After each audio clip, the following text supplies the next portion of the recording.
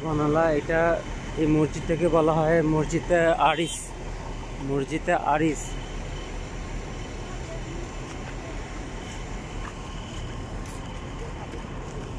বদরের যুদ্ধের সময় নবী করিম সাল্লাল্লাহু আলাইহি সাল্লাম এই মসজিদে এসে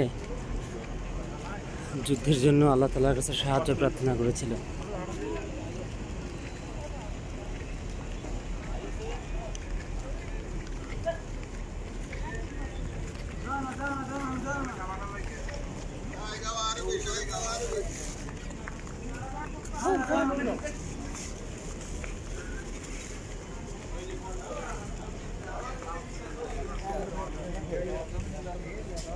नाम देखी ना, मेरा भी आइडिया है ओ মনে হয় না।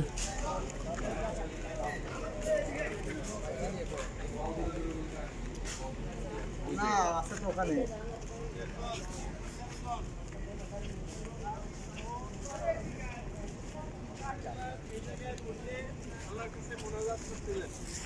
ওই জায়গায় এই মসজিদ হয়েছে, এই মসজিদের বর্তমান নাম দেওয়া হয়েছে আরিশ, মসজিদে আরিশ। তো আর ওইখানে আবু জেহেল সহ যতগুলো কাফের একসঙ্গে মারা গেছে একটা কুয়ার মধ্যে, ওই জায়গায় একই কুয়ার মধ্যে তাদেরকে ফেলায় দেওয়া হয়েছে। এখানে মারা গেছে আবু জেহেল এই যুদ্ধের ময়দানেই, এবং দুইটা ছোট বাচ্চার হাতে মরছে, দুই ভাই মুয়াজ মুআব্বি।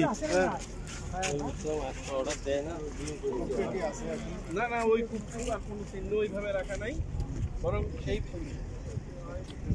হ্যাঁ ওই যে যেখানে আমরা ওই পাশে মুসলমানদের ইয়ে দেখলাম,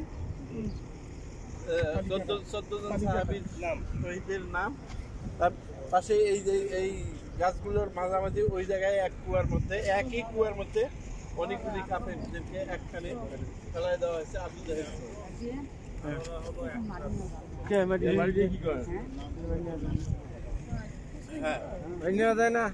আচ্ছা, এগুলো কেউ এখানে মাটি স্পর্শ করা, মাটি নেওয়া, পাথর নেওয়া, এগুলো কিন্তু ইসলামী শরীয়তের নিষেধ। আচ্ছা, এখন চলেন যায় আপনারা মসজিদে যান, মসজিদে যায় যাদের উজু করে যান, উজু করেন, হাম্মাম। আমার কথা হলো নামাজ পড়েন 2 মিনিটে, সময় লস করবেন, হারামের নামাজ নষ্ট হবে। শয়তান কিন্তু তবে হারামের নামাজটা নষ্ট হবে।